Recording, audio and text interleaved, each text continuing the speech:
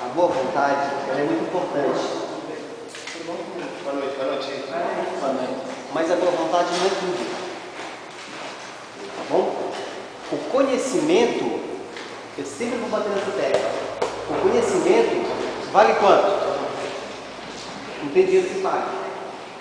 Então, o Amor Exigente, ele tem ajudado milhares de pessoas no Brasil inteiro, até fora do país, mas aquelas pessoas que realmente querem. Porque só querer também não é o suficiente. Porque quantas pessoas não querem deixar uma coisa, ou querem fazer alguma coisa, mas não conseguem fazer e nem conseguem deixar? Querem. Mas que tamanho é esse querer? Por exemplo, vamos supor que ele tem vontade de beber água sentado. Sei lá, estou com sede, quero beber água. Ele quer, mas não vai beber água, mas quer. Vocês entendem o que eu estou falando?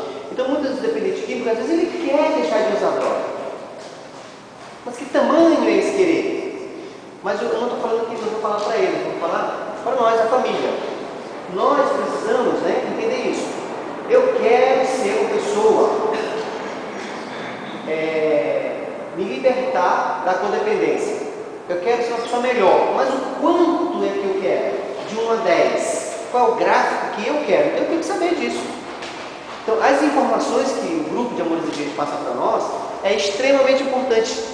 Agora, ela só vai ter importância para você se você aplicar. Se você não aplicar, não vale nada. Então, de um grupo no Brasil, uma média, de cada 10 pessoas, só para vocês terem uma ideia, de cada 10 pessoas que vem no grupo, que uma clínica informa, um psicólogo informa que ele precisa ir do grupo de Amor Exigente, de 3 a 4 pessoas conseguem entender o processo dessas informações. A maioria não consegue, inclusive nem vem mais, porque está cansado, por alguma razão.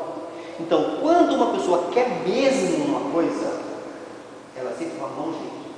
Quando ela não quer, ela vai arrumar uma desculpa. Isso é fato. Outra fato no argumento.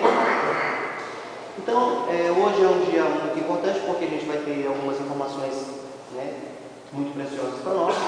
O nosso amigo Ricardo, o nosso palestrante de hoje, e ali está pontos de vista para a mudança, não é isso? Exato.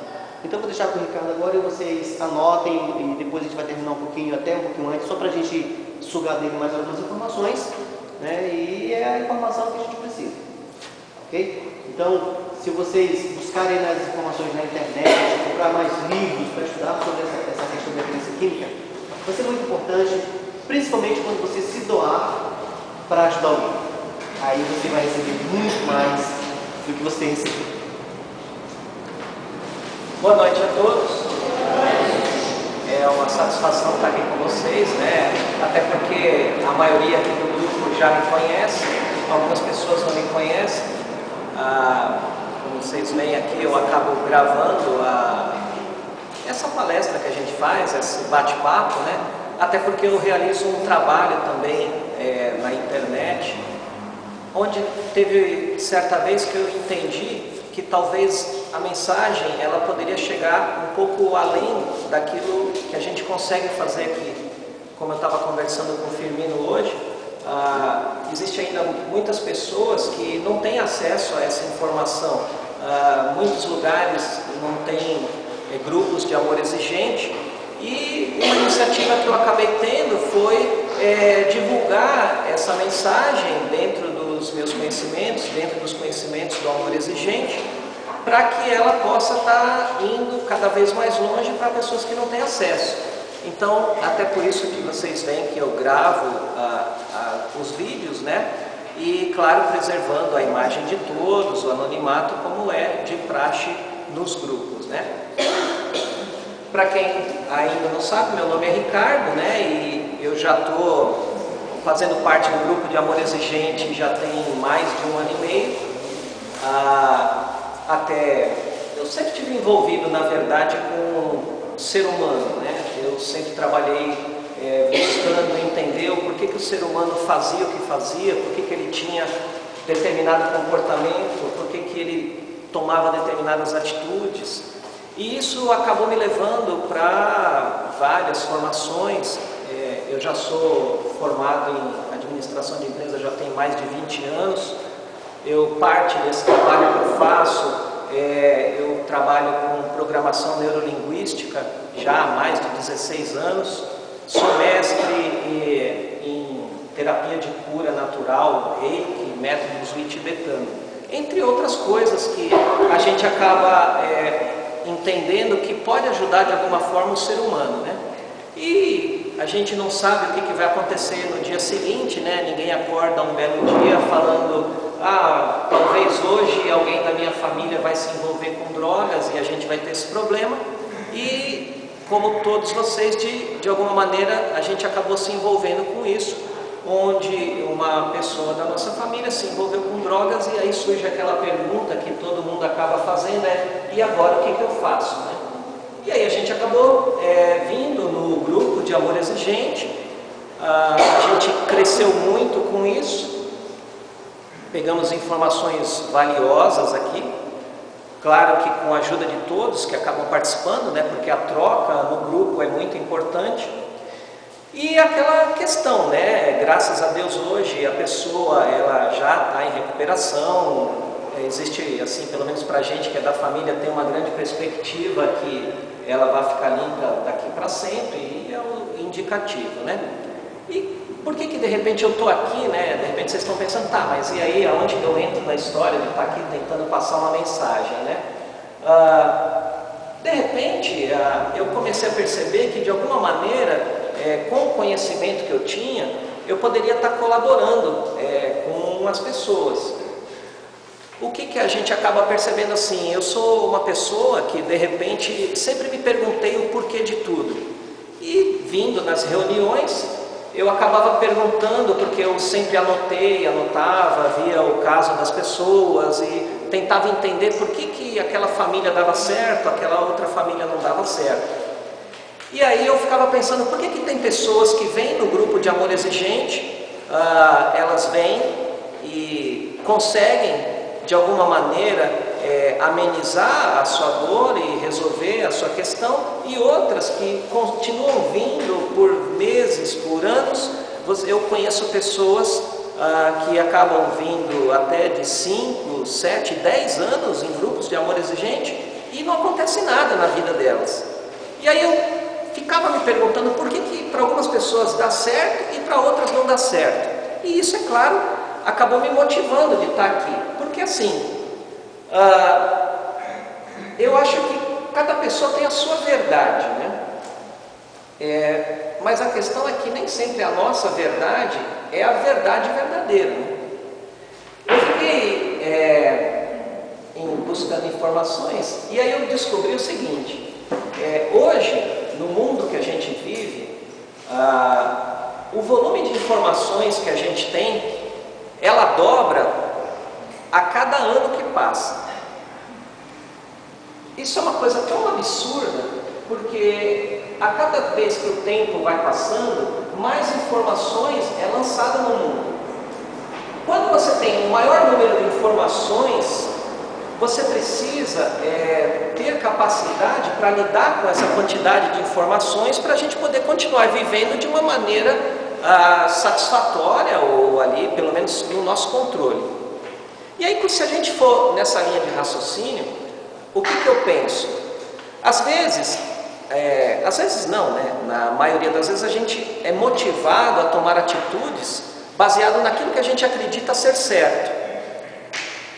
Mas a informação, ou o que a gente acaba vendo, é que o que era certo ontem, talvez hoje não seja mais certo.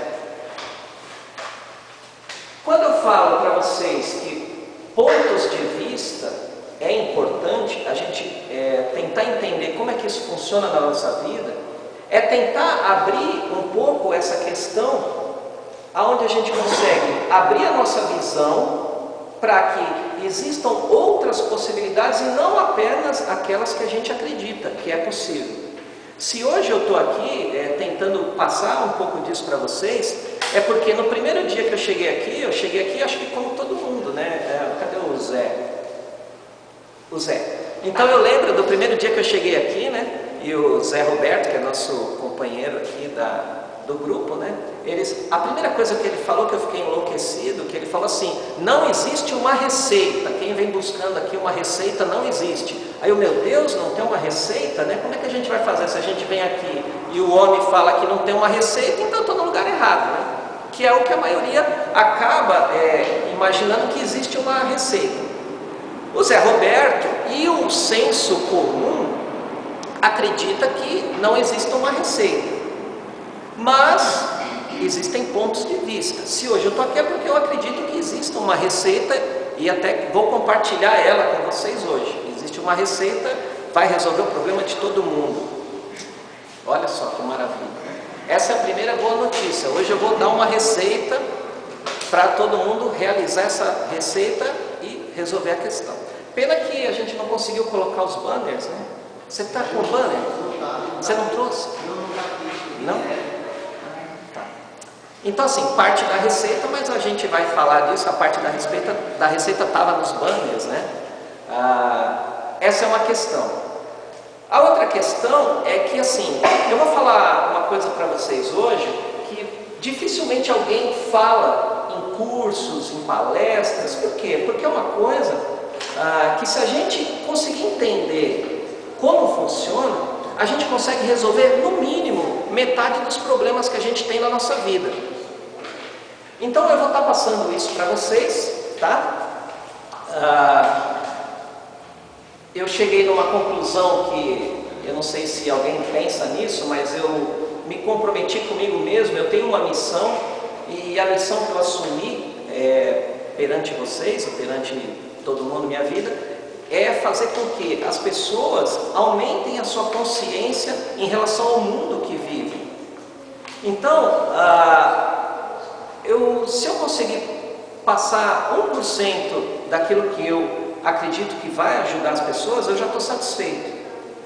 E vamos lá, né? Como a gente está no final do mês, que é o tomada de decisão, indo nessa linha de raciocínio que eu estou passando para vocês, para a gente poder tomar uma decisão, a gente precisa ter meios de escolha, né? Porque para você decidir se você quer alguma coisa, você tem que ter duas coisas: ou eu quero isso, ou eu quero aquilo.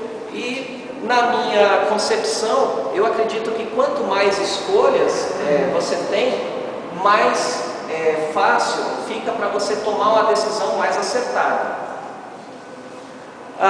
Eu só queria pedir um favor para vocês, e até para vocês mesmos. Muitas vezes, a maior parte das vezes, eu também estou sentado fazendo curso, ouvindo palestras e tudo, e uma das coisas que eu não sei se passa na cabeça de vocês, mas passa na minha, é assim: mas quem que é esse cara que está lá na frente? Quem que ele acha que ele é para estar falando tudo isso? Inevitavelmente, as pessoas pensam isso. Por que ele está lá falando isso? Ele acha que sabe mais do que quem? São coisas que eu já conversei com muita gente, e a gente acaba pensando: quem é essa pessoa que acha que sabe alguma coisa e está aqui falando? Então, uma das coisas que eu queria pedir para vocês é assim: um dos princípios que ajuda muito a gente é ter uma mente aberta. Em momento algum eu estou aqui querendo dizer o que é certo ou o que é errado. Como a minha proposta é apenas mostrar pontos de vista. Às vezes existe aquela história que fala que às vezes a gente procura o trevo de 4 folhas lá fora, e às vezes a resposta está mais perto do que a gente imagina. Por isso que eu estou aqui para mostrar diversos pontos de vista a respeito dos assuntos comuns que a gente vive na família, nas drogas, e talvez uma das coisas que eu falar possa ajudar a você a falar: puxa, eu não tinha pensado nisso. Mas só que para vocês absorverem isso, vocês precisam deixar de lado por um momento aquilo que vocês acham que é certo. Não que eu estou dizendo que o que vocês acham que é certo é errado, mas eu quero acrescentar algo mais nisso que vocês acham que é válido, tá? Então, se vocês se sentirem receptivos em relação a isso, talvez seja mais fácil para a informação acabar chegando.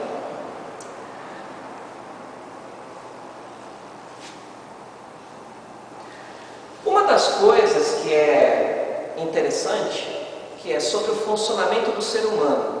Essa é a coisa mais fantástica que eu descobri na minha vida e que é o que motiva as pessoas a tomarem as decisões que elas tomam.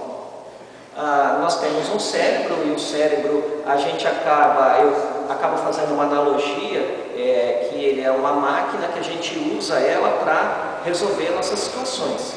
Só que como uma máquina, digamos assim, ela tem uma maneira certa de você operar. Ou seja, como é que eu penso ou de que forma que eu penso para que determinadas coisas aconteçam ou para que eu tenha os resultados que eu espero. Uma das coisas sensacionais que eu descobri e que acabou me ajudando muito, e as pessoas que utilizam dessa estratégia, é você ter um foco de atenção. Foco de atenção não é apenas uma palavra, é o funcionamento biológico do nosso cérebro. O nosso cérebro tem a parte consciente e inconsciente. George Miller, que foi considerado e é considerado um dos criadores da ciência cognitiva, que é uma daquelas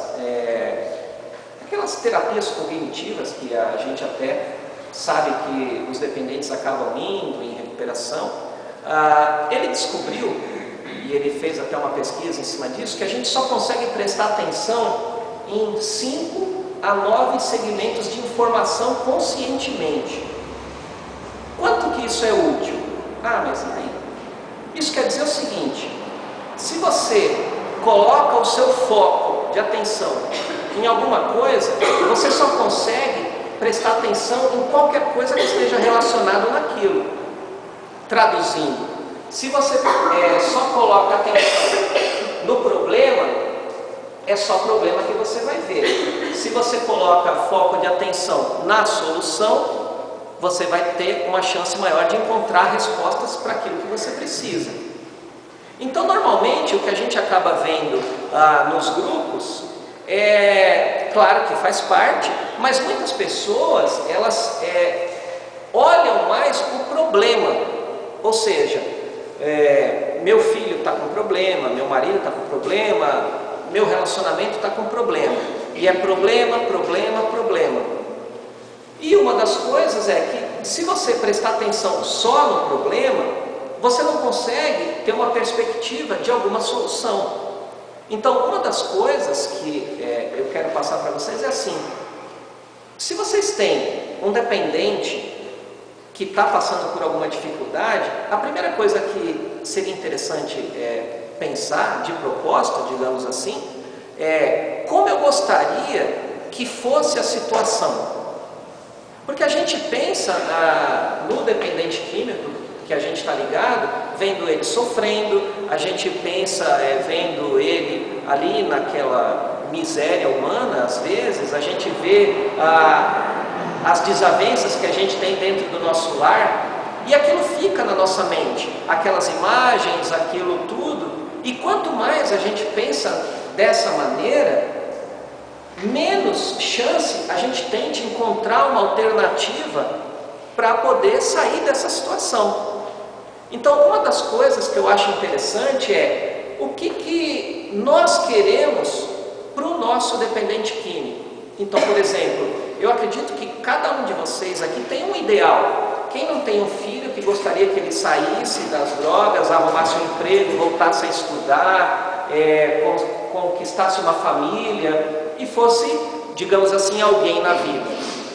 Então, o que a gente pode fazer com essa ideia, que acredito que é algo geral à vontade? A gente construir realmente uma imagem disso, a gente conseguir vê-lo saindo dessa situação, a gente conseguir ver ele bem arrumado, fazendo uma entrevista de emprego, alguma coisa do tipo, porque quando a gente coloca o nosso ponto de vista olhando por esse lado, a nossa mente, o nosso cérebro, ele automaticamente começa a prestar atenção em coisas que estão relacionadas a isso que a gente está pensando.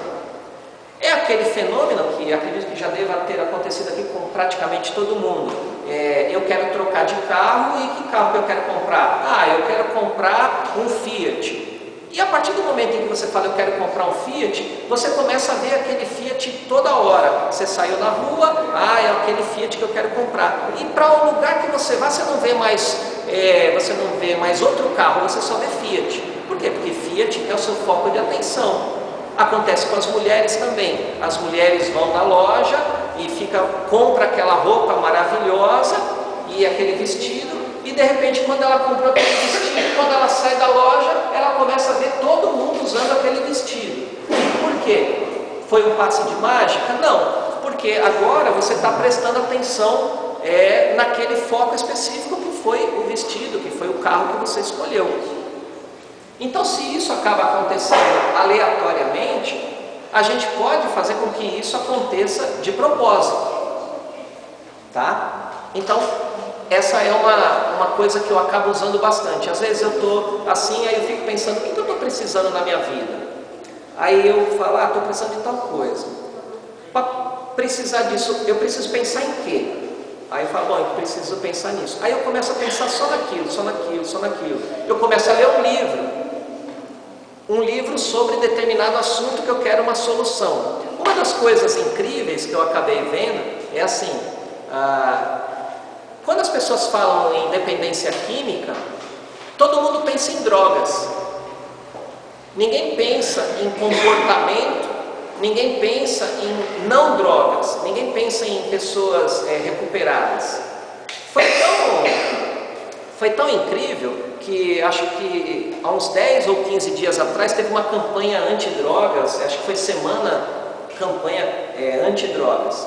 E aí eu via que divulgavam na internet, tinha um pôster bem grande assim, bonito, e estava escrito assim, drogas, saia dessa. E aí eu comecei a observar aquilo, a palavra drogas estava escrito com drogas mesmo, com cocaína, com maconha, com crack, e embaixo de cada letra estava escrito o nome da droga. E aí eu fiquei pensando, né? Eu falei, a pessoa que cria uma campanha desse tipo, ela está fazendo um desserviço. Porque quem sabe o que é uma dependência química, sabe que se a pessoa está olhando para aquilo que ela quer evitar, mais chance ela vai ter de querer aquilo. Então, é nesse ponto que eu estou querendo chegar. E aí, olhando essas campanhas, eu vi que tinha uma outra campanha que era completamente diferente. Que era assim, pare. Então tinha uma pessoa com a mão assim, pare de usar drogas. Semana de prevenção ao uso de drogas. Então vocês veem que parece que é uma besteira, mas acaba não sendo. Como que você pensa na situação que você tem? Você está fugindo de algo ou você está indo para aquilo que você realmente quer? Se você está fugindo de alguma coisa ou está evitando alguma coisa, você sempre está olhando para trás. Está olhando para trás, está olhando para trás. E se de repente, de tanto você olhar para trás daquilo que você está evitando, você pode tropeçar e cair num buraco, porque você não está olhando para aquilo que você realmente quer. E o que a gente quer? A gente quer que o nosso dependente químico se recupere, a gente quer que ele encontre uma saída, mas para isso, como família, a gente precisa ajudá-lo. Para ajudá-lo, a gente precisa dar alternativas ou saber das alternativas que existem. Tá? Aquilo que eu estava falando, né? A gente tem uma visão do mundo que às vezes não representa realmente o verdadeiro mundo lá fora. Cada um tem uma perspectiva de mundo diferente. O mapa, como dizem, o mapa não é o território. O mapa do Brasil não é o Brasil. O cardápio não é o alimento que a gente vai comer, mas ele serve de guia para a gente. Então, a gente só vai mudar a nossa realidade mesmo quando a gente conseguir mudar a nossa perspectiva que a gente tem do mundo. Muitas pessoas acreditam em coisas que entenderam ser certo há 10, há 20, há 30 anos atrás. Então, há 10 anos atrás, aquilo que talvez a gente acreditava que era o certo, talvez hoje não seja mais o certo. Só que é incrível que, eu não sei o que acontece, as pessoas parecem que têm medo de mudar. As pessoas têm medo de tentar algo novo. Mas se a gente não fizer algo novo, algo diferente, como é que a gente quer ter um resultado diferente? Como a gente está falando de tomada de decisão, e novamente eu repito, como que a gente pode ter uma iniciativa de tomar uma decisão dentro da nossa família, se a gente não sabe como? É bacana ler os princípios do amor exigente são perfeitos. Não existe erro nos princípios. Existe sim uma falta de capacidade de pegar esse princípio e colocar ele em ação. Essa que é a questão. E aí que foi que uma das outras coisas que me motiva a estar aqui é assim: quando eu vejo que as pessoas não conseguem sair do lugar, mesmo ouvindo nas palestras, lendo os livros, não é porque ela não quer. Eu tenho plena convicção que ela quer, só que ela não sabe como. Ela está escrito lá, tomada de decisão. Ótimo, excelente, todo mundo quer tomar uma decisão. Mas às vezes ela chega lá, tá, e agora, como é que eu vou tomar a decisão? É isso que eu acabei percebendo. Como é que eu vou implementar algo que eu estou vendo lá na minha casa? Essa é a dificuldade que eu acabo percebendo. E é por isso que eu acredito nas pessoas. Porque se eu não acreditasse, eu não estaria aqui. Como eu disse, existe uma receita. E isso é um ponto de vista. Para algumas pessoas não existe receita. Cada um é cada um. Cada caso é um caso. Eu nunca fui a favor disso. Eu acredito assim, olha só o meu ponto de vista a respeito desse assunto. Se você tem o mesmo problema repetidas vezes, porque por mais que as pessoas venham no grupo, incrível como os problemas são exatamente os mesmos. Mudam-se as pessoas, mudam-se as casas, mas os problemas são os mesmos. E aí eu comecei a pensar, se você tem os mesmos problemas, provavelmente você possa ter as mesmas soluções. E foi aí onde eu comecei a tentar desenvolver alguma coisa para passar para vocês. E aí eu falei, puxa, existe uma receita. A receita são os 12 princípios do amor exigente. A questão é, todos aqui eu tenho certeza que já cozinharam alguma vez na vida, fizeram um bolo, fizeram alguma comida. Se eu der a mesma receita de bolo para quem faz bolo, talvez o seu bolo vai sair de um jeito, o seu bolo vai sair de outro jeito, só que a receita é a mesma. Essa que é a questão. Então eu acredito que a gente tenha que refletir em cima dos princípios, aonde? Será que na tomada de decisão eu aperto um pouco mais ou eu relaxo um pouco mais? Será que eu coloco um pouco mais de sal ou eu coloco um pouco menos de sal? Essa que é a questão. Quando a gente pensa que realmente existe uma receita, você, pelo menos eu me sinto mais confortável, porque eu sei que tem um caminho. Puxa, tem realmente uma receita, é só eu repetir, porque tem gente que vai para a cozinha, eu vou tentar fazer uma comida aqui, e aí de repente, ela faz uma vez, ficou ruim, nunca mais vou fazer isso, não quero saber de cozinha, não quero saber de nada. Mas cozinha, pelo menos aqui dentro dessa analogia que eu estou tentando fazer, é você estar ali fazendo. Você só vai ter uma mão boa para cozinhar, e eu acredito, vocês aqui cozinham maravilhosamente, tem os bolos ali, ninguém nasce sabendo, ninguém consegue fazer o melhor bolo na primeira vez, ninguém consegue fazer.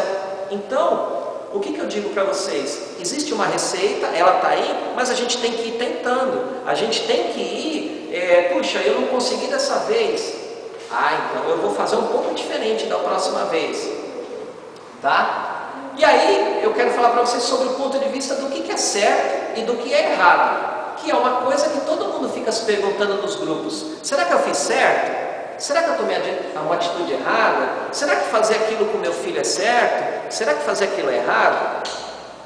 Certa vez, dentro das minhas elucubrações, vamos dizer assim, eu falei, puxa, todo mundo fala que não existe certo, que não existe errado, que existe mais de uma maneira de fazer as coisas, mas precisa ter alguma coisa que me dê uma sensação de que eu estou no caminho certo, porque assim, por mais que não exista nem certo ou errado, a gente fica meio à deriva. Se não tem nem certo nem errado, para que lado eu vou? Essa que foi a questão. Aí, refletindo, lendo muito e tudo, eu cheguei na seguinte conclusão, e isso me ajudou muito. O meu ponto de vista a respeito de certo e errado é: o que é certo é aquilo que funciona, o que é errado é aquilo que não funciona. Se eu estou fazendo alguma coisa e aquela alguma coisa, aquela atitude, ela teve um bom resultado, me trouxe um resultado positivo, eu estou me sentindo bem, então aquilo que eu fiz é certo para mim. Se eu estou fazendo alguma coisa e não está dando certo, ou eu não estou tendo um resultado positivo, aquilo que eu estou fazendo é errado. Ah, mas isso que você está fazendo, que você acha que é certo, o fulano está fazendo e ele está falando que está errado. Aí é que entra aquela questão de cada um é cada um. Ele é ele, você é você. O seu bolo, a sua receita, é você que vai colocando o tempero. Então, as pessoas falam: eu devo dar a chave do carro para o meu filho? Não sei. Mas como é que vocês vão saber? Testando. Você testa, você dá a chave. Ah, não deu certo, então não dou mais a chave. Você vai lavar a roupa dele? Não sei, tem que testar. E se eu lavar a roupa dele, eu vou perceber que ele vai ficar preguiçoso, então eu não lavo. Mas e se eu lavar a roupa dele e ele se sentir motivado e colaborar? Então essa que é a questão. Será que é certo dar o celular para o filho depois que ele saiu da clínica? Quem que pode saber? A gente tem que testar.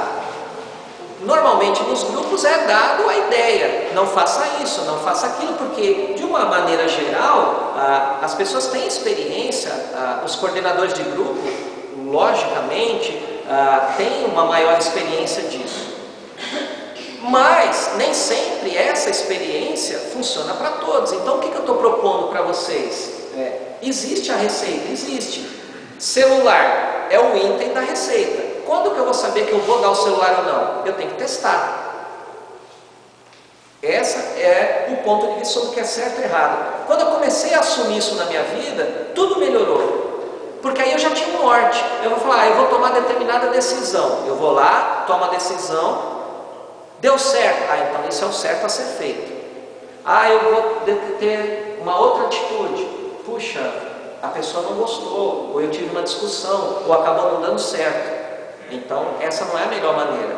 E a gente vai vivendo, porque a vida do meu ponto de vista é isso, acertos, erros, e a gente vai aprendendo vivendo. Não dá para pegar a experiência de outra pessoa e incorporar dentro da gente. A gente pode ter uma noção, mas talvez nós mesmos que tenhamos que dar os passos e tomar as atitudes. E aí, novamente eu repito, a gente precisa testar, a gente precisa arriscar. Não existe uma única maneira de se fazer as coisas. A única coisa que eu quero dizer: se você está fazendo alguma coisa e não está dando certo, não adianta continuar fazendo aquilo. Mas o psicólogo falou, mas o médico falou, mas todo mundo falou que se fizer assim vai dar certo. Mas você está fazendo e não está dando certo? Faça qualquer outra coisa. Porque se você fizer outra coisa, com certeza você vai ter outro resultado. E talvez esse resultado seja aquilo que você precisa para a sua situação.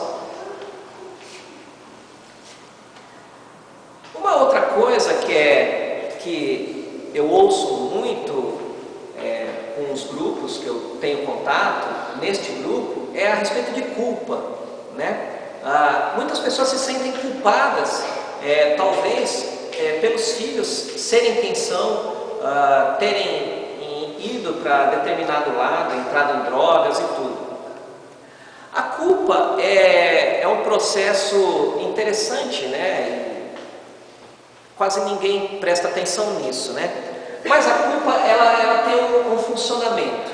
A primeira pergunta é: quando realmente existe a culpa? Quando que você realmente tem que se sentir culpado em relação a alguma coisa? Normalmente, eu vou fazer aqui, vou tentar criar um esboço. Vamos supor que em algum momento da sua vida você estava lá na criação do seu filho, por exemplo, que é o caso que a gente está citando está você e está seu filho aqui menor, né? E aí você estava lá na educação dele, né? E aí de repente houve uma situação aqui e você ensinou para ele, por exemplo, não aceita bala de estranhos na escola. Só que de repente passaram-se vários anos e a gente está aqui hoje, e hoje esse aqui é o passado e aqui a gente é o futuro, onde a gente está aqui, né? E o nosso filho já cresceu, já está dando todo o problema que a gente fala. Eu falo filho de uma maneira genérica, tá? Porque é uma maneira de me referir a alguém da família. O que acontece com o processo da culpa dentro da nossa mente? Todas as vezes que a gente pensar naquilo que aconteceu no passado, que é o que eu estou representando aqui, então a gente tem uma tendência a olhar para o passado. Então vamos dizer, a gente olha para trás, aquilo que aconteceu, com o julgamento de hoje. Ou seja, estamos aqui no futuro, com o conhecimento do futuro, nos julgando no passado, com o conhecimento que a gente tinha no passado. O que acontece? Logicamente, se você fizer esse processo mental, você vai sempre se sentir culpado. Porque você vai falar, puxa, eu poderia ter feito melhor, eu poderia ter feito de outra maneira, eu fiz aquilo que eu não deveria ter feito, e por aí vai. Mas você está se julgando sem você ter conhecimento. Eu tenho plena convicção que o ser humano, e ninguém que está aqui, faça algo de propósito errado. Ninguém faz nada de propósito errado. Ninguém, como é que eu posso dizer? Ninguém erra de propósito, conscientemente. Todos fazem o que fazem com a melhor das intenções, mesmo que naquele momento não fosse a melhor atitude que ele devesse tomar. Mas naquele momento era a atitude que ele melhor sabia, era a melhor opção que ele tinha naquele momento. Quando você faz alguma coisa que é a melhor atitude que você tinha a tomar, você fez o seu melhor. Se você fez o seu melhor, não existe culpa. Essa que é a questão.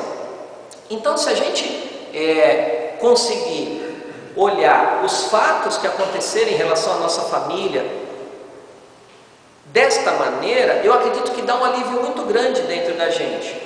Honestamente, quando eu entendi esse ponto de vista a respeito de culpa, eu me senti tão leve, eu me senti tão tranquilo em relação às atitudes que eu tenho, porque quem que, se for refletir mesmo, não acha que fez alguma bobagem no passado? Eu acho que todo mundo. Eu mesmo já fiz muita coisa que, se eu fosse avaliar hoje com o conhecimento que eu tenho, eu nunca teria feito, mas era o melhor que eu podia. Isso me ajudou também a compreender o outro, o ser humano, me colocar no lugar dele e tentar entender que, de repente, se a pessoa está tendo aquela atitude, é o melhor que ela pode estar fazendo. Então isso ajuda também no nosso relacionamento, no nosso dia a dia, com o nosso parceiro, com a nossa família. Isso indica que a gente precisa conversar mais, a gente precisa entender por que você está fazendo o que você está fazendo, antes de julgar a atitude do outro. Muito acontece dentro da família assim. Você vê que talvez seu marido, seu esposo, ou quem está lá dentro do relacionamento está tendo determinada atitude, e você julga aquela atitude, achando que aquela atitude está te prejudicando. Mas você não chega na pessoa com essa perspectiva e fala, puxa, se ele está agindo dessa forma, é porque é o melhor que ele sabe fazer. Então eu vou lá e vou perguntar, olha, você está fazendo isso, você está fazendo aquilo, isso está me incomodando. Qual que é o motivo? Quando a gente faz isso, a gente acaba percebendo que a intenção que a pessoa tem é positiva. Na maioria das vezes, a intenção que a pessoa tem é positiva. Só que a forma com que ela faz não é a melhor forma. Então, isso acaba criando um relacionamento melhor, um diálogo dentro da família que ajuda bastante. Tá? Uma das outras coisas, quando a gente assume isso, muitas das concessões que a gente faz para nossos filhos é baseado no sentimento de culpa que a gente tem. A nossa permissividade, muitas vezes, na maioria das vezes é ruim, ela deriva da culpa que a gente sente. Se a gente conseguir entender um pouco isso e aliviar um pouco isso, entender que não existe realmente culpa, talvez a gente tenha mais força para tomar as decisões que a gente precisa tomar.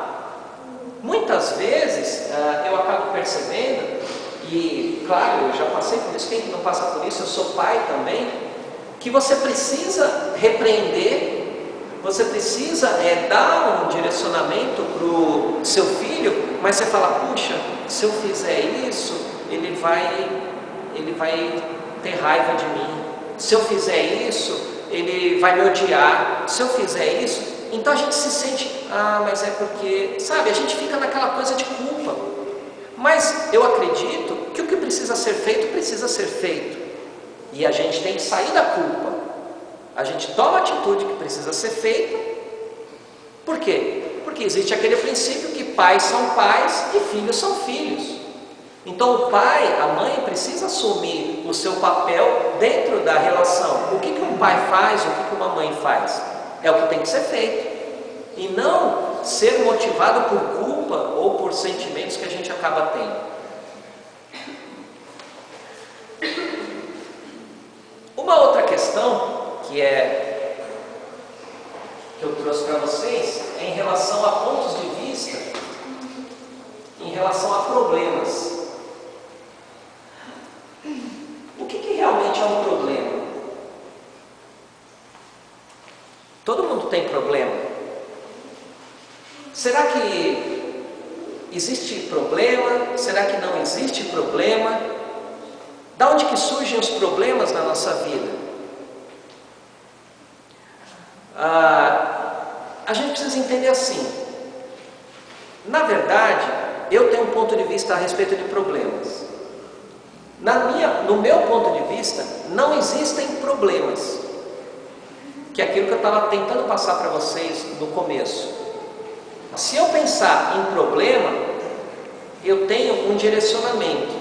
Se eu pensar que aquilo que a gente acha que é um problema é um desafio, é um aprendizado, é o processo natural da vida, porque eu não sei, algum dia, não sei quem, em algum momento, deve ter dito que viver é um mar de rosas, viver é fácil, que viver é só você ficar em casa, de boa. Mas eu acredito que se alguém algum dia disse isso, estava completamente equivocado. Porque viver é você ser desafiado todos os dias. É você ter situações que a gente precisa resolver. Todas essas situações que a gente precisa resolver faz com que cresçamos cada dia mais. Faz com que nós evoluamos como ser humano pelos desafios. Se hoje o ser humano está onde está, foi porque na época das cavernas existia o frio, não tinha casa para morar, então eles foram se adaptando, descobriram o fogo, depois descobriram a roda. Por quê? Porque eles tinham desafios. Hoje, uma pessoa que vive achando que não terá desafios, ela está completamente enganada a respeito do que é viver. Se você colocar a sua questão de vida baseada nesse ponto de vista, que viver talvez seja realmente passar por alguns problemas, porque problemas faz parte da vida, é parte integrante, está dentro do pacote, então talvez a gente não se lamente tanto. E quando a gente tiver um desafio, a gente consiga olhar para aquilo e falar, puxa, estou tendo uma oportunidade de crescer, estou tendo uma oportunidade de aprender. Que é o que acaba acontecendo com a família do dependente químico. Quando a família olha para a dependência química, olhando apenas para o problema, ela não vê solução. Por quê? Porque ela acha que aquilo é um empecilho, ela acha que aquilo é algo que veio para dificultar tudo. Mas eu tenho plena convicção que todos que estão aqui, ou pelo menos a maioria, vão acabar chegando na conclusão que, mesmo parecendo ruim, a dependência química que acabou acontecendo na nossa vida uniu mais a família. Por quê? Porque quando as pessoas estão em direção comum, ou num objetivo comum, que esse seria o ideal, digamos assim, para a gente poder ajudar o dependente químico, as pessoas passam a se envolver mais, as pessoas passam a conversar mais, as pessoas passam a ter a mesma motivação, vamos nos unir em prol de uma causa comum. Então esse seria um ponto de vista a respeito de que nem sempre isso que aconteceu é ruim, ou tão ruim quanto a gente pensa. Isso dá um alívio. Puxa, é um desafio. Ah, mas por que aconteceu isso comigo? Por que não aconteceu com o vizinho? Justo comigo? A vida não é justa, isso não está certo. Uma das coisas que é incrível é assim, é outra coisa que devem ter dito, e que quem disse isso não aparece, porque se ele aparecer vão linchar ele. Infelizmente, eu quero comunicar para vocês que a vida não é justa. Não existe justiça. A justiça é um senso pessoal. A vida não é justa, a vida é dura, lá fora é difícil, tá? Quem se ilude achando que eu estou sendo injustiçado, porque isso não está certo, porque está só perdendo tempo. A gente não pode colocar o foco na justiça, porque realmente não existe justiça, no ponto de vista de que as coisas deveriam ser do jeito que eu acho que deveriam ser. Porque quando eu quero justiça, é porque eu acho que alguma coisa deveria ser aquilo que eu acho que é o certo. Você está entendendo como que a gente acaba se deixando levar? A gente, infelizmente, acaba se deixando levar muito pela mídia, pela novela, pelo que nos é colocado socialmente. Puxa, fizeram uma injustiça. Puxa, o mundo deveria ser um lugar melhor. Claro, aí todo mundo fica se sentindo acuado, mas o poder de mudar a nossa vida está nas nossas mãos. Se a gente começar a olhar que a gente pode fazer muito mais do que a gente acha que pode, eu tenho plena convicção que tudo fica mais fácil. Por exemplo, o que a gente está fazendo hoje para aprender como que a gente resolve os nossos problemas?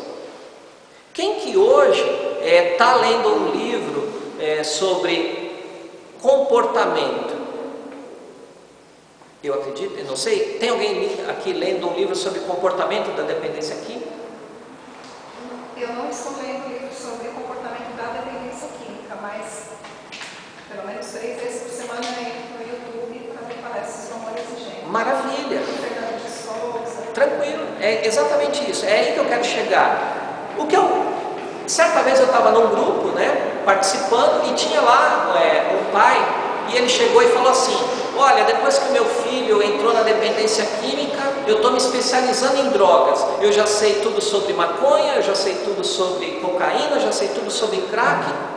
E aí eu fiquei pensando, ali, porque eu sempre estou refletindo. Eu falei, mas se a dependência química, de fato, é um problema mais comportamental do que realmente a droga em si, então, teoricamente, ele está perdendo tempo. Porque se você pensar em drogas, você está pensando no problema. Se você pensar no comportamento, você está pensando na solução. Quando eu falo comportamento, é o comportamento do seu dependente e o nosso próprio. Até porque o outro é o nosso espelho. Aí é que está. Essa que é uma grande sacada. Que é aquela história que fala, que quando você quer mudar o outro, primeiro você muda você mesmo. Porque no relacionamento existe a ação e a reação entre as pessoas. Se eu mudo como eu estou tendo uma atitude, o outro ele vai ter uma outra resposta em relação à atitude que eu estou tendo.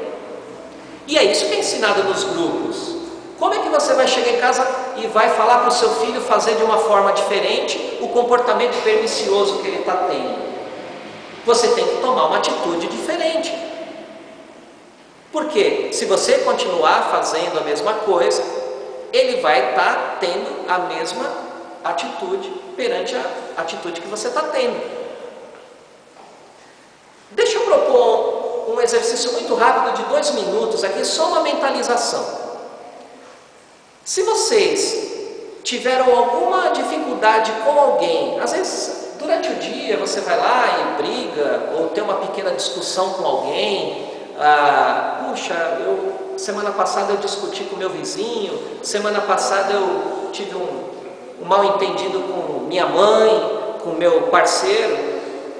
Se alguém de vocês aconteceu isso, pensa no seguinte: se você conseguir pensar na situação, naquele momento, onde estava você e a outra pessoa, naquela discussão, você está lá, a pessoa está aqui e você está lá, naquela interação, você está discutindo com ela. Agora eu quero pedir o seguinte: dentro disso que vocês possam estar pensando, se você conseguir sair de dentro de você, dar um passo para fora, e você conseguir olhar você com a outra pessoa, eu estou olhando eu discutindo com a outra pessoa. Se você parar para pensar, que atitude você está tendo, qual que é o seu tom de voz, qual que é o seu nível de agressividade, será que você olhando de fora, você consegue ver que talvez a outra pessoa esteja reagindo pelo fato de você estar tendo determinadas atitudes? Aí é que está. Então, esse é um ponto de vista. O meu ponto de vista estava aqui, eu olhando a pessoa. Quando eu olho de um outro ponto de vista, eu tenho uma visão diferente da situação. Então, talvez, numa próxima vez, quando eu for entrar numa conversa que eu tenha que resolver mesmo, eu olhe mais para mim e fale: eu tenho uma tendência a ser mais agressiva, eu tenho uma tendência a falar mais alto.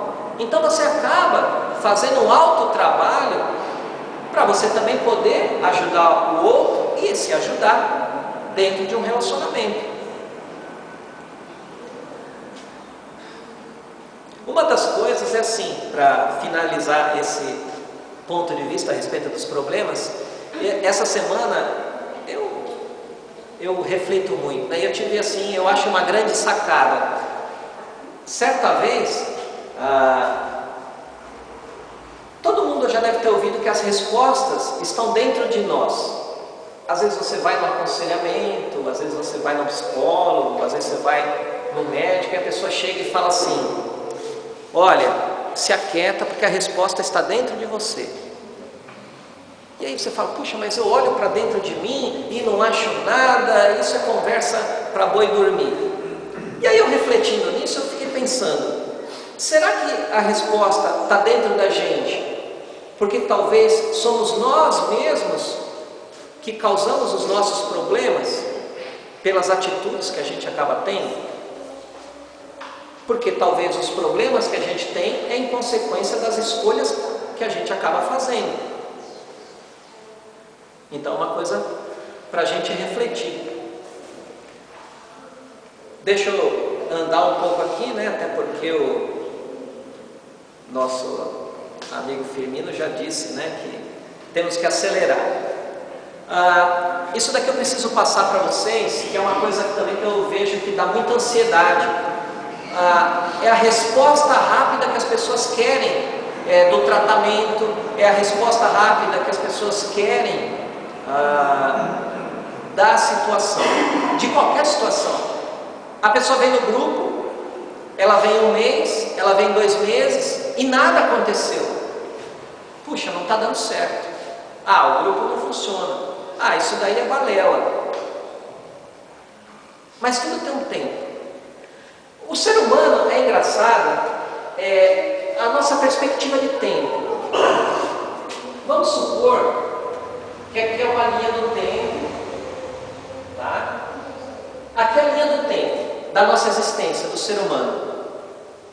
Aqui vamos dizer assim, foi o início do universo, o Big Bang. O universo começou aqui.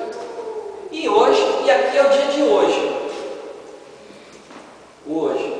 Então, nesse período de tempo, tem aproximadamente 15 bilhões de anos. Ou seja, é um tempo bem longo. É um tempo que não consegue entrar na nossa cabeça, pelo menos talvez não, o quanto isso é muito. E aí a gente vai vivendo, e aí a gente aparece aqui, né? Vamos dizer dessa forma, a gente aparece, e a gente aparece aqui. Então, eu, vocês, nascemos aqui nesse período do tempo. Então, a média de vida do ser humano é mais ou menos, sendo bem bastante otimista, 70, 80 anos. Vamos dizer, para arredondar a conta, que o ser humano viva 100 anos. Então vamos colocar aqui dentro dessa perspectiva.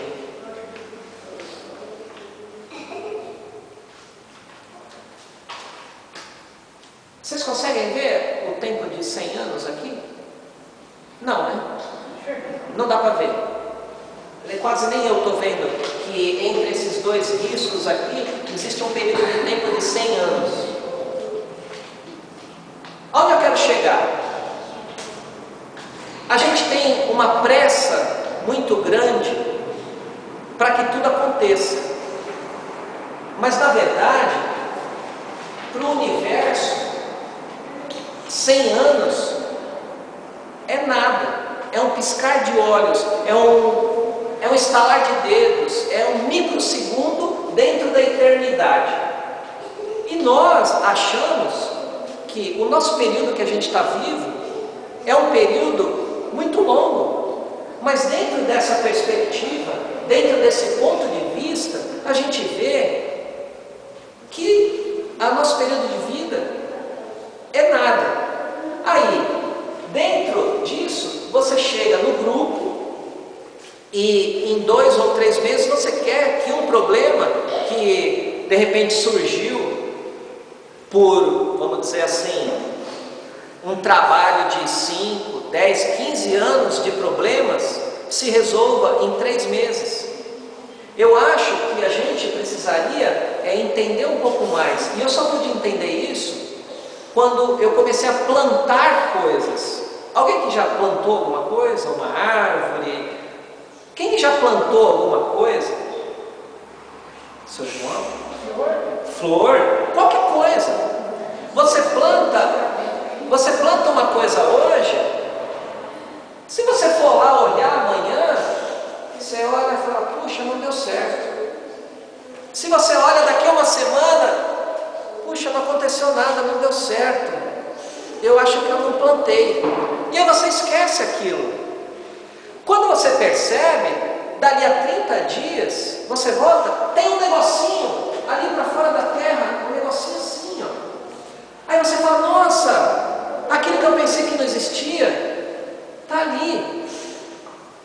E até o momento, e do momento que você plantou a semente, ao momento que aquilo se transformou numa flor realmente, vamos dizer assim, numa média, que um pouco que eu entendo, demoraram-se 3 meses. Isso para flores.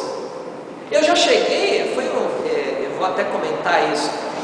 Eu estou formando um pomar e eu cheguei para a pessoa e falei assim, olha, eu preciso de árvores aqui que dê o mais rápido possível, porque eu quero plantar e colher o mais rápido possível, né? Porque eu ainda tinha aquela ilusão que as coisas precisavam ser no tempo que eu acho que deveriam ser. E com isso eu percebi que a natureza, ela tem o seu ciclo normal. A vida tem um ciclo normal, os insetos têm um ciclo normal, tudo tem um ciclo normal. Por que nós, seres humanos, não admitimos que também nós temos um ciclo de aprendizado, que nós temos um ciclo que a gente tem que passar? Às vezes hoje a gente se coloca numa dificuldade e fala, puxa, minha vida é ruim, minha vida está difícil. Mas talvez, às vezes, seja só um ciclo que nós estamos passando. Se a gente olhar por esse ponto de vista, talvez isso traga um conforto maior, porque a vida, ela acontece. Eu, por exemplo, eu quero viver pelo menos mais uns 45 anos daqui para frente. E eu quero estar levando isso para o maior número de pessoas, porque quando eu olho para mim com 90 anos de idade, e eu falo, puxa, eu vou estar sadio, eu vou estar bem, eu vou estar podendo contribuir, aquilo me motiva a dar o próximo passo. Mas por quê? Porque eu estou olhando para frente, eu estou olhando para aquilo que eu quero. Eu não estou olhando que, quando eu tiver 90 anos, eu vou estar doente, vou estar com Alzheimer, vou estar, sabe? Não, eu estou olhando para onde eu quero ir. Para onde que vocês querem ir? Essa que é a questão. Se a gente colocar para onde a gente quer ir, se a gente colocar o foco na solução, eu tenho plena convicção que a nossa vida fica mais fácil, fica mais leve, e a gente passa a viver de uma maneira melhor. E a gente tem uma facilidade maior de ajudar o nosso dependente químico. Para encerrar, eu queria contar uma história para vocês, se vocês permitem. Tinha numa província distante, tinha lá um mestre, né, aqueles sábios antigos, que ele tinha a resposta para tudo. Nunca houve alguém que chegou nesse sábio e perguntou algo que ele não tinha resposta. Aí, dois jovens, assim, aqueles jovens, né, de adolescentes que acham que sabem tudo, falou, hoje eu vou pegar o sábio e vou provar que ele não sabe de tudo. O que eu vou fazer? Ele falando com o amigo dele, você está vendo esse pássaro? Eu vou colocar ele dentro das minhas mãos e vou chegar lá no sábio. E vou chegar para o sábio e vou perguntar, sábio, o pássaro que eu tenho nas mãos está vivo ou está morto? Não tem como ele acertar, porque se ele falar que o pássaro está vivo, eu esmago o pássaro e eu falo, o pássaro está morto, você errou. Se ele falar que o pássaro está morto, eu falo, você errou. Eu abro a mão e o pássaro sai voando. E aí ele pegou o amigo dele, falou lá, vamos lá provar que o sábio não sabe de tudo. Ele chegou lá, falou, sábio, preciso de uma resposta. Eu gostaria que você me respondesse, o pássaro que está nas minhas mãos está vivo ou está morto? O sábio olhou calmamente para ele e falou assim, meu jovem, a resposta é só você que sabe. O que eu quero dizer com isso? O que a gente vai fazer daqui para frente, cada um vai saber o melhor caminho a seguir. Tá? E era isso. Não sei agora, você quer que abre para algum comentário? Alguém quer fazer alguma pergunta? O Firmino agora aqui. Alguém quer fazer uma pergunta para o Ricardo?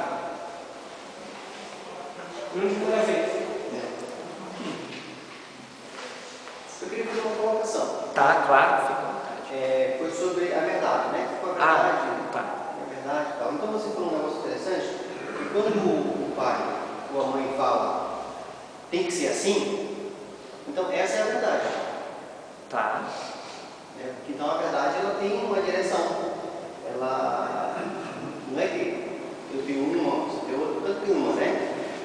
Mas quando a gente sabe que ela é verdade, é quando você, o pai e a mãe, faz ela acontecer. Isso, essa é a verdade. Essa é a verdade. Então não tem duas verdades. Não. Essa é a verdade. Isso. Essa é uma confissão. Claro, perfeito. A outra é da receita, né? Claro. Quando você fala da receita, que não tem uma receita tal, não é que não tem uma receita, como diz a gente. Tão certo que tem que a gente está aqui, né? Da receita. Uma forma é dito aqui de que os lugares da receita, na verdade, é só uma questão de pessoas que chegam aqui querendo uma fórmula mesmo. Querendo uma fórmula pronta. E não tem essa fórmula. Não, não existe. A fórmula é quando nós nos colocamos realmente para pagar o preço. Exatamente. Que é o foco, né? A pessoa tem que ter foco no que ela quer. Esse foco aí que é o... Sim. Que é a receita. E o foco, exatamente, o foco tem que estar na solução. Pelo menos é dentro daquilo que eu estou tentando passar aqui. O foco é a solução. Zero. Então, vocês têm alguma pergunta para fazer? Nenhuma? Eu dei a animação, uma florzinha. Eu plantei, demorou, mas nasceu aqui. O João e a Silvana. Maravilha. Demorou para plantar, eu plantei. É ela que poder? É. É porque eu vi uma coisa de gente que Eu demorou. sou de... Fala assim, porque quando eu recebi uma coisa de gente, demorou para eles me acompanharem, né? Tá. Mas aí eu vejo que eu plantei. Você foi cultivando, esperou o tempo certo, foi indo devagar. Tudo tem o tempo certo de acontecer. Agora, uma pergunta que veio é a seguinte: quando você falou de testar, né? Testar para ver, no caso de baixar o carro, de lavar uma roupa, no celular, essa informação que você passou, ela é uma informação na teoria ou na prática? Olha, quando eu falei que a gente, para tentar entender o que funciona para nós, o que é certo ou o que é errado, como o Firmino está colocando aqui, e aí coloquei as situações do é certo dar o celular, é certo dar a chave, eu estou colocando a minha experiência. Então é prática?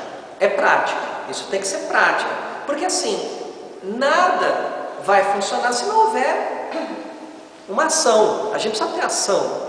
Não adianta ficar só no plano das ideias, porque uma ideia só é uma ideia. Como o Firmino está falando, como é que eu vou saber se é certo dar o celular, é certo dar a chave? Você tem que experimentar. Eu não vou dar a chave porque é errado. Mas às vezes, o fato dele ter a chave vai facilitar a recuperação dele de alguma maneira. Como é que a gente vai saber se não vê isso acontecendo? Claro, tudo precisa ser bem conversado, colocado os limites. Olha, você vai ter a chave, você vai ter o celular, mas dentro de determinadas circunstâncias. Uma vez que essas circunstâncias forem respeitadas, os pais precisam estar sempre avaliando isso. Somos responsáveis, nesse momento, por eles. Mas a gente tem que ir dando um pouco, até para ver como é que eles reagem. Uma das coisas que eu acabei vendo, quando eu participava, no momento eu estou um pouco afastado dos grupos de narcóticos anônimos, é que o dependente químico que está em recuperação, ele se sente muito acuado, porque às vezes ele precisa de um algo mais, por mais que ninguém confie mais neles, né? Mas assim, nós como família, a gente precisa ir dando um pouquinho por vez. A gente não vai dar tudo, mas um pouquinho. Vamos ver até onde ele vai, se ele ficar com a chave só hoje. Vamos ver até onde ele vai, se ele ficar com a chave esta semana, porque ele diz que está procurando um serviço. Ele pegou a chave, mas de repente ele bagunçou, tira a chave. Então dar a chave é errado. Então, é exatamente isso, é a questão da receita, né? Não tem uma receita pronta. Então é justamente isso, né? A receita é colocar o limite. Isso. Agora, como é o detalhe de um pouquinho mais de sal, um pouquinho mais de açúcar, que é só a gente que vai saber. Ricardo, eu acho assim, no meu caso, eu faço assim, eu fico observando. Se está trabalhando bonitinho, sem perder dia no horário, eu lavo a roupa, eu faço comida, faço tudo. Agora, se está em casa, quer trabalhar, Perfeito. tá bom. O que é certo e o que é errado? Então, mas conforme o comportamento, Exatamente. eu vou dando a liberdade. Agora, se não tem, se pisa na bola, já não tem. Aí você vai lá, lava seu prato, faz isso. Agora, se chega para almoçar atrasado, vai voltar para o serviço, tem nada de mais de deslavar uma louça. A gente precisa ter bom senso, exatamente isso. A gente precisa ter bom senso. Fala, Regina. Ricardo, eu quero fazer uma coisa. É assim, você está falando, né, da gente dar ou não, mas, por exemplo, a lavar roupa.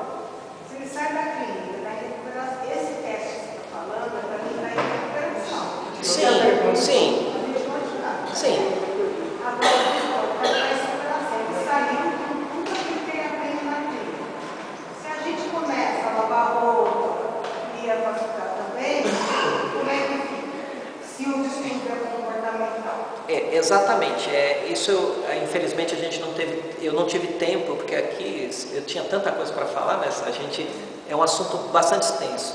Mas infelizmente a nossa falta de conhecimento, porque a gente tem um foco só no problema, aí é que está, porque a gente acaba estragando a recuperação do dependente químico. Como a Regina está falando, se ele já vem da clínica com uma orientação de ter um comportamento, nós deveríamos manter aquilo, mas dificilmente, que é o que a gente acaba vendo, a família consegue seguir a mesma coisa, as recomendações que as clínicas normalmente dão para o adicto que vai entrar na recuperação. E isso é o motivo de recaída. Isso é motivo de recaída. Mas por quê? Porque a gente não busca uma informação, o que nós podemos fazer para ajudar ele quando ele está na recuperação. Poucas pessoas leem sobre isso. O que a família pode fazer para ajudar o dependente quando ele está em recuperação? A pessoa só se preocupa droga. A gente tem que se preocupar também com o comportamento. Outra coisa que eu costumo fazer, quando chega esse fim do dia, eu pergunto para ele, falo, que nota você dá para o seu dia hoje? Porque tem dia que eles estão a casa, não, mas quando o cara não me liga, eu falo, não, da hora que vai chegar mais tarde, então eu falo, que nota você dá para você hoje? Eu faço ele dar a nota dele e marco na família. Isso é dar uma responsabilidade. Ele tem que se autoavaliar. Hoje foi certo. Para ele pensar. Claro. Tem que analisar o dia dele. Mas eu acho assim, eu chego à noite e falo assim, olha, hoje você fez isso, eu não gostei, foi errado e tal. Ele tem que perceber o que ele fez errado e pensar. A gente tem que fazer eles refletirem. Fazer ele pensar. Ele tem que pensar o que também ele está fazendo, porque se a gente colocar só o foco que nós que devemos fazer algo, a gente tira um pouco do que eles têm que fazer. Então a gente tem que motivá-los também a ter um feedback. Aí no dia 30 eu olho com a folhinha e falo assim, dá uma olhadinha como é que foi esse mês. Aí tem o prêmio do melhor do mês, vamos dizer assim. Eliette. Luciana. Seguinte, você falou que a gente fala muito em droga, né? Mas, se a gente parar para ver o que nós aqui no Amor Exigente, enquanto voluntários, estamos trazendo de material para o pessoal ver, é exatamente o contrário da droga. Como o familiar se comporta, como o familiar deve falar com o seu dependente. Trouxemos vários itens, né, para a pessoa pesquisar, procurar saber, se informar, para justamente sair do foco droga. Porque a intenção do Amor Exigente não é a droga, é nós familiares nos melhorarmos para ajudarmos os nossos que estão abusando. Com certeza. É isso que eu estou tentando passar. O amor exigente, na minha visão, vamos dizer assim, é quase perfeito, porque não existe nada perfeito. O material que passa é um ótimo material. A questão é, quem que realmente pega esse material e transforma numa atitude? Quem que pega um material que vocês trazem, que você, o Zé, sempre traz, e que eu acho muito legal, que fala sobre o comportamento, o que a gente pega disso e coloca na prática? Por quê? Porque a família, não o amor exigente, se preocupa só com a droga. E por causa disso, a gente fala que não existe a fórmula mágica que vai fazer tudo ser maravilhoso. É essa a questão que a gente leva para as pessoas em dizer, não há uma fórmula. Porque realmente, se a pessoa não pegar aquele livrinho, não praticar, nada vai resolver. Se ela não mudar a atitude dela, realmente não vai ter um bom resultado. Ela vai ver, como a gente estava falando, 10, 20, 30 vezes aqui, 50 anos, vai ser da mesma forma. Ela precisa mudar o comportamento dela enquanto família. Aí ela vai poder ter uma atitude diferente em relação ao problema que já está instalado e ajudar aquela pessoa a vir junto. Exato. Na mesma pisada, senão também não vai ter resultado. Não adianta. Eu acho que o melhor remédio que qualquer pessoa possa tomar, talvez não tenha cura se a pessoa não o tomar. Eu tenho aqui um remédio que vai curar a sua dor, mas se você não tomar o remédio, ele não vai fazer nada. E as pessoas não querem pagar o preço. Essa que é o problema. As pessoas não querem se autoavaliar, elas não querem aprender, elas não querem, talvez não queiram, talvez até então elas não sabem como fazer isso. A gente passa, a gente tenta, a gente martela na questão, mas vamos buscar mais informação, vamos ver, como você mesmo falou, ver vídeos. A gente tem um vasto material, a gente vive num momento que qualquer pessoa pode ir atrás de livro, atrás de vídeos, atrás de internet. Mas eu não tenho acesso à internet. Tudo bem, mas você tem um amigo, você tem uma biblioteca, você tem os grupos. É impossível, aqui no grupo mesmo, se eu não me engano, a gente tem livros que é emprestado, não é isso? Quem que se dispõe a fazer isso? Essa que é a questão. As pessoas querem só receber, Aí é que tá. A gente precisa ter atitude. A gente precisa ter atitude. Eu teve uma atitude, mas nunca tive atitude. Meu filho já era químico há mais, quase 20 anos, mas eu não tive atitude. Porque eu não sabia falar não. Tá. Né? Então aquilo foi se agravando, até eu comecei a amor de gente. A segunda semana que eu fui na amor de gente, eu tomei atitude. Ele foi internado, né? Só que ele falou, mãe, eu consegui, ele teve que procurar o clínico, ele se internou, né? Só que ele falou, mãe, eu quero viver uma vida. Aí eu fiquei, meu Deus, até a última reunião que eu vi, eu falei com o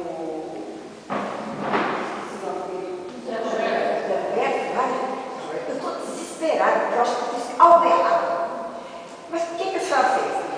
Eu falei, sabe o que eu fiz? Eu tenho um lugar e já morando lá. Agora eu tenho que pagar o aluguel. Ele falou, nossa, não fez nada errado.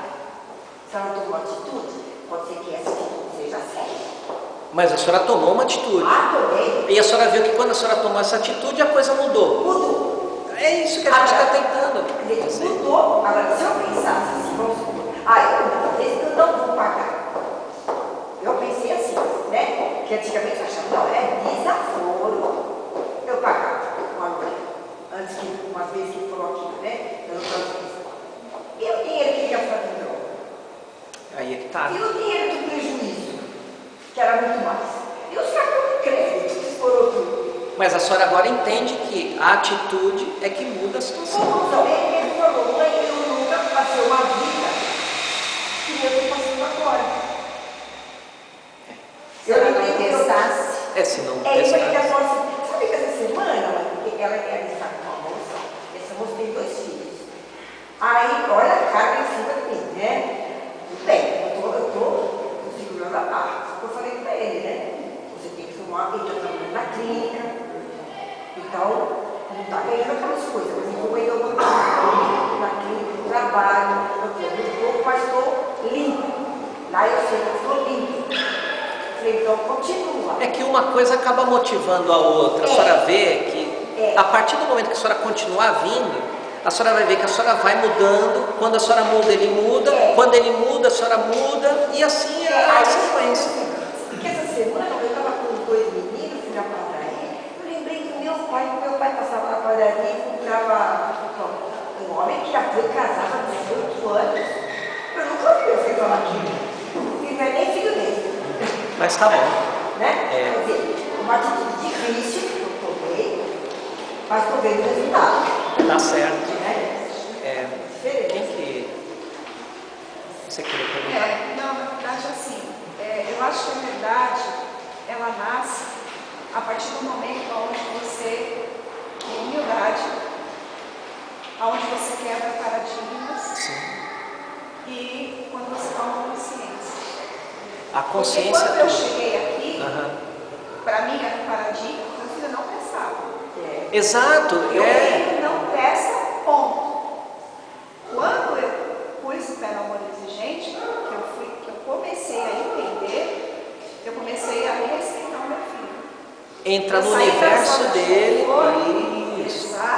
Exatamente. Entrei no universo dele e percebi que ele era gente. E que ele sofre, talvez, mais do que a gente. Sem dúvida. E eu também acho que a verdade, ela nasce do bem comum entre todos. Principalmente nós que somos mulheres. A gente se anula de muita coisa para ver o bem comum da família. Até determinado ponto é bem por aí mesmo, né? Só não pode ser muito. Não, sim, mas eu digo assim, na questão de você, a gente sempre toma mais iniciativa. Sim, culturalmente, né? A tomada de atitude maior, né? E, por exemplo, assim, em relação ao meu filho, a gente fala muito pelo WhatsApp. E, assim, eu acho que o pior sentimento que a gente pode ter para um ser humano é a indiferença. É verdade. E eu, em relação a ele, eu tinha muita indiferença. Que as machucaduras foram tantas que é melhor você ficar no seu canto. Eu no meu, você vive a sua vida. Mas a gente buscando as informações, a gente vê a situação das outras famílias, quando a gente tem consciência, que é isso que você está falando, tudo muda. Exatamente. Você abre a perspectiva, a gente vê mais solução, mais opções, mais atitudes que a gente pode ter. Mas é isso mesmo. Aí só para finalizar, assim, eu comecei a conversar com ele pelo WhatsApp e mostrar para ele a nossa proposta da gente mudar. Aí até ele falou assim, essa semana vai devagar, passa as coisas para mim devagar, para que eu possa começar a entender. Aí que você tem que pensar também. É verdade. O quanto que ela saiu de si, é isso que eu olho para o meu filho hoje, o quanto ele saiu de si. Sim, então sim. Como é que ele vai voltar? É devagar. É devagar. Ele vai ter o tempo dele, e aí a gente como pais, né, a gente tem que ir acompanhando isso, tentando criar uma empatia, tentar trazer ele para nós, entendeu? Tudo sempre dentro de um controle, de um conhecimento, na verdade. Eu nunca xinguei ele de drogado e nem de maconheiro. Brigamos, droga, nunca fiquei falando dessa. Mas aí é que tá, né? Nós aprendemos, estamos aprendendo a ter a paciência do nosso limite. A gente não pode ter vergonha de admitir que a gente tem que assumir que talvez a atitude que a gente tem naquele momento está errada. A gente tem que renovar, a gente tem que se renovar. Quando eu entrei, eu tinha uma visão de dependência química, do drogado, do nóia, vamos dizer assim. Era um mundo à parte. Mas de repente, isso está no meio de todos nós. Então eu acho que a gente precisa ser um pouco mais humano, no sentido de tentar entender que são pessoas que têm as suas dificuldades e que dentro daquilo que a gente conseguir fazer, a gente precisa ajudar.